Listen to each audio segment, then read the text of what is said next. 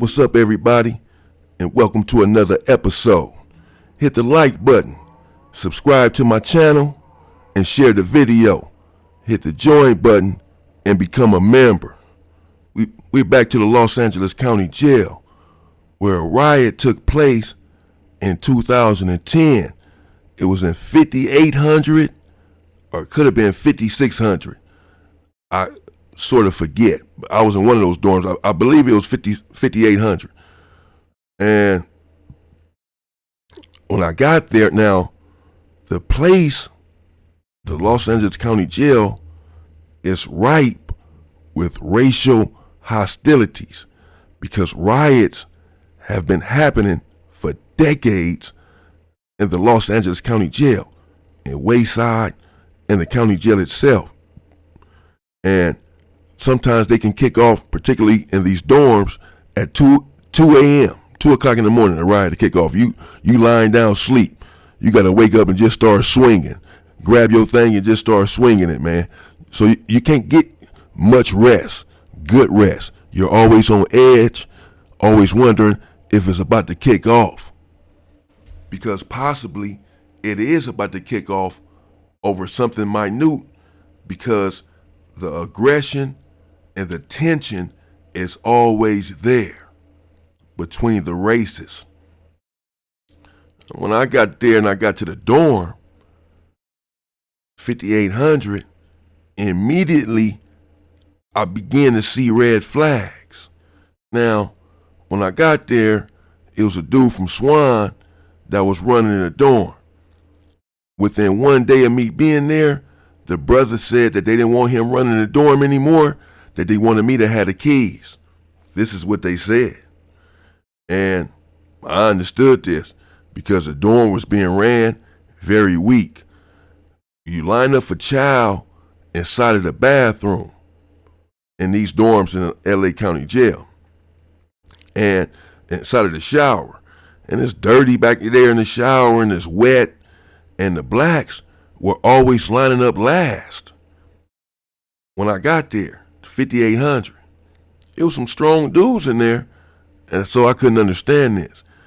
They were saying that the Southsiders were going, so they were towards the front, and then the whites, and then the Paisas, and then they would switch between each other.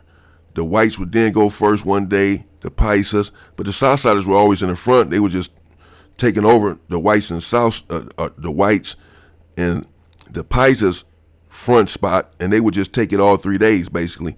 But the whites and the Paisas, I said, no, this don't. And so we always in the back at the shower, getting our chow last, except for once every 4 days when we'll go first, because it's the Southsiders, the Paisas, then the whites go. Then the Southsiders, the whites, then the Paisas go. I said, man, they're all one group. They eat together. Whenever some kick off, they're going to be together. I thought they was all together. Now when it comes to this, they want to separate themselves. This don't make no sense. Y'all going for this? Man, please. Look, little young dude from Broadway, he like, man, that's just how it is, bro, because they separate. I said, man, shut the fuck up. I told him to shut the fuck up. Damn motherfucking thing. Bitch, shut the fuck up. Yeah. Told him, you don't know what you're talking about, bro. That's how this is going down in here. Got you. He was like 19 years old, man. Ain't never been nowhere. Don't know nothing. And that's how the dorm is being ran. A bunch of young wild gangbangers running the dorm. Now when I got there, also they had told me they had rolled up like 3 different blacks for different reasons that had to do with race. So I already got the mood and the tone of this dorm. The Southsider, who was the head guy, he heard me talking to the dude from Broadway because I got loud with him. So he came and talked to me at the chow. And he said, man, that's just how it was when I got here. And, but it's all good. We can change it. And so without me even had to go to them, they just immediately, they changed it just that fast. I'm telling you what happened. Yeah, I can tell you who's all in the dorm with me. I'm telling you what went down, man.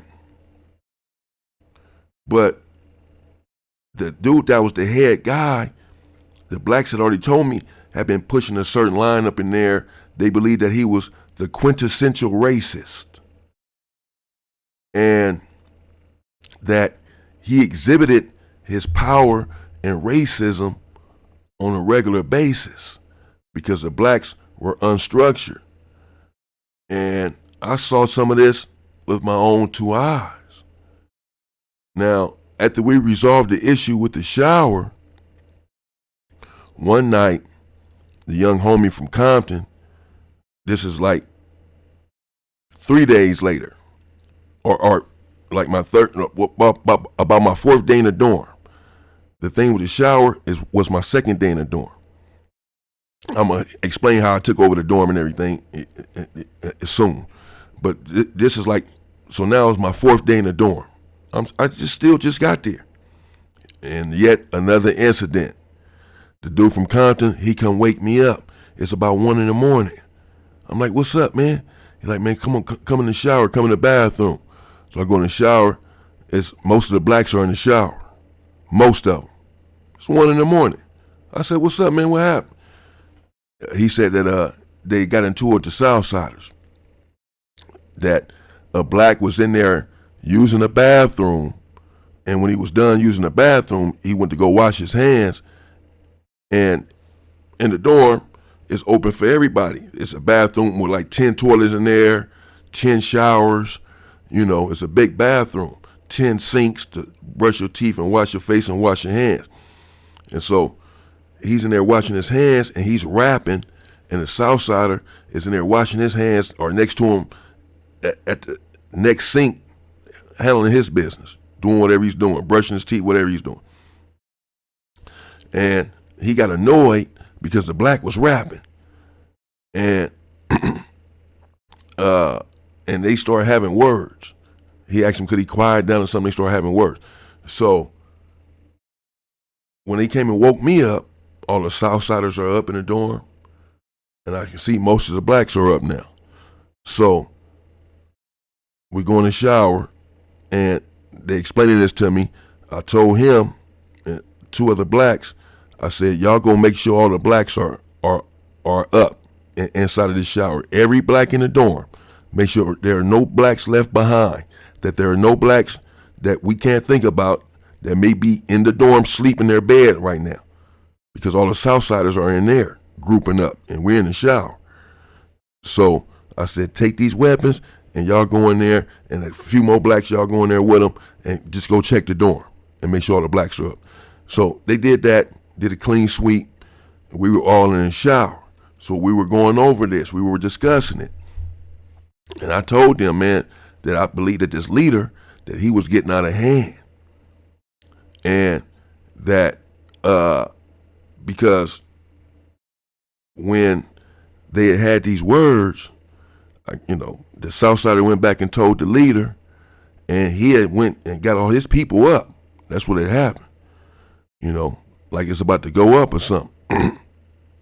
So I ended up talking to the leader, and he explained that, he explained what happened, that my people had been rapping, and that the dude had got annoyed with it, and that the black had got aggressive when the Southsider asked him, could he quiet down? I said, well, he can get aggressive because he's asking him to stop doing. He can talk, he can rap if he wants to. You know what I mean? What are you talking about, man? He said, I know that, but once he told him he got aggressive, nah, man, he should have never said nothing to him though. You know what I'm saying? He minding his own business. It's like y'all looking for trouble, bro. You know what I mean? He's minding his own business. That issue was resolved. And then about 3 days later, these incidents are happening back to back. I promise you, that's how it was going down. That's how much tension it is. That's how much incidents happen in the Los Angeles County Jail between the races. Blacks come back and they say that they got into it with a Southsider in the court line. Not in the court tanks, because we're separated in the court tanks. The blacks are in one court tank, the Southsiders got their own court tanks. They won't put us in the court tanks together. They won't cuff us up together. But we're right on the same bus. So they got into it on the bus. And they happen to be in the same dorm together. My dorm. So the Southsider come to me and say that my people was wrong on the bus, that he butted into a conversation or something, and that they wanted him to leave the module. They wanted to get him out. Now, I know the politics. I take these level 4 politics with me everywhere. Even though I'm in the Los Angeles County Jail, I still abide by the rules and the protocols, no matter what. And I understand that once they have issued this somewhat of an ultimatum, get him out of the dorm, and I told them, why would I get him out of the dorm? What did he do? And they said that he had got aggressive or something. But the black told me that he was talking to somebody else, that he was talking to his homeboy, and that he was talking, like the Southsiders was in front of him in the seat, and I guess they got upset about that, like he was screaming or something behind them. They said that he butt into their conversation. He's telling me a totally different story. What to do? Who do I believe? I'm supposed to pummel on my people because they're saying one thing, he's saying something else. I have to go with one or the other. The dude that's telling me this, he's a respectable guy. So, I immediately decided I'm not finna get him out the dorm. He's saying that this is not how it happened. And others that were on the bus are confirming this. They saying no, he wasn't even talking to him, bro. He was talking to somebody else. So that was it for me. So I said, okay, I already know. I'm not even finna go and tell them that I'm not getting him off the yard or out of the module.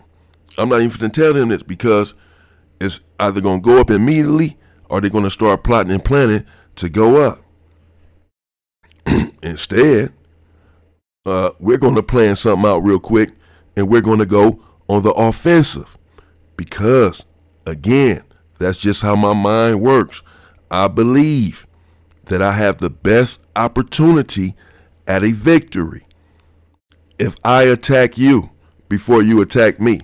If you attack me, and particularly I don't see it coming, that puts me at a disadvantage. I can easily get hurt. But I'm at my strongest, and my group is at its strongest, if we are on the offensive, if we go on the attack and plan something out. That's just war. That's just common sense. So I knew it was going to go up because I wasn't going to get him out the door. So I said, let's attack first. So I called the blacks in the shower and made it seem like, we were just going to holler about something else. I ain't going to say exactly what I said and what I did. Doesn't matter. But I called the blacks in there and I told them, look here, man. They want him out the dorm. I'm not getting him out the dorm. I don't believe he should go anywhere. He didn't do anything. He said that it didn't happen like that. And so it's about to go up, bro. If I go to them and tell them that I'm not getting him out the dorm, it's going to go up. So I'm not getting him out the dorm. Do y'all agree with that? They all pretty much said yeah, except one dude that was like, man, if it's going to stop a riot and this and that, shut up. He ain't going nowhere. You about to get ready, boy. You know what I'm saying? We about to attack your ass. When we go up with them, we going to attack your ass too. That's how this about to work, as a matter of fact. For real. I've done that multiple times. I'm going to get into it. I had to attack blacks during riots for running. I swear. I've done it. Other blacks have had to do it. One in particular stands out. Oh, man. But let me finish with this. So the black said, okay, let's do it then, man. Let's go on. Finally, we with that. That's why we wanted you to be the damn leader. Finally, we can go on the offensive, not sit around and be sitting ducks. Because these dudes are suffused, imbued with racial pride. They have such a vainglorious opinion of themselves and their accomplishments that they believe in their souls that we are inferior and unable to organize and mount an attack on the offensive. They have a warped vision and self-belief. They have a warped value system. And it rears itself against me and my people all of the time in this country and behind the walls. I'm sick of it, and I was sick of it then. So we went on a damn attack. We came out of the shower, we ran in the dorm, and we went up. We started attacking. Yes, we had weapons because we knew that they had weapons as well. Of course, the Southsiders always have them. And even though blacks have this belief that all they have to do is fight and they can knock out 10 of them at a time and all of this stuff I've heard. I have seen some stuff though. But I'm not finna play like that. We're not here to fight because they're not trying to fight us, bro. They're coming with weapons. And so, unfortunately, we have to do the same thing and play the same game. And that's what we did. And we attacked. And naturally, they had weapons and they were fighting back and it went up. No blacks really got hurt. No Southsiders really got hurt as far as, were unalived. People got poked. People got scratched on both sides. Naturally, weapons were involved. But no one or no incident in particular stands out where it was like 5 of them on one black and got him real good or vice versa. It was nothing like that. We took sides. We attacked each other for a little bit and it was over. Just because, we had to send that message that, all this waiting at the back of the shower, even though it had been resolved, the black in there rapping. I mean, all this is happening within days. It's like they just trying us, bro.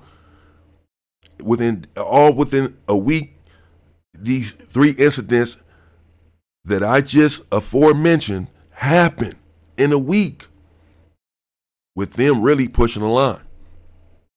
So the riot really was necessary. Again, violence is the last resort because people get hurt and no one wants to hurt anyone. I am a human being with human feeling. Unlike some people, the thought of abusing and hurting another human being is repulsive. It's repugnant. I disavow it. However, since I have to pick a side, and I gladly do so, and the side is with my people, then I have to protect myself and protect my people at all costs. So we went on the offensive as a way to protect ourselves. Because again, if we did not, it was going to go up. And we were going to be on the defensive and possibly lose lives. As a leader, I had to disallow that. And that's what happened. Another riot stands out too, man. Not that I'm thinking about it. This one happened in 1999, before I got to High Desert, in the county jail in 2300. I know exactly where this one was at. It had one-man cells. They had bunk beds on a tier at the time, though, because the Los Angeles County Jail was so crowded. I'm going to get into that. It was a homosexual fight next to me from Compton named Todd Al. Some of y'all might know him from Nutty Block, named Todd Al. Had a little size, was known for knocking people out and taking the you know what. But Todd Al got down with me in the riot. I'm going to bring y'all that riot. It was another dude that was supposed to be a rider and a gangster from his hood. I think I'm going to have to name this guy. He did not get down in the riot. Man, wait till I tell y'all about this. Well, it's coming up. More on the Los Angeles County Jail's viciousness. Stay free, people.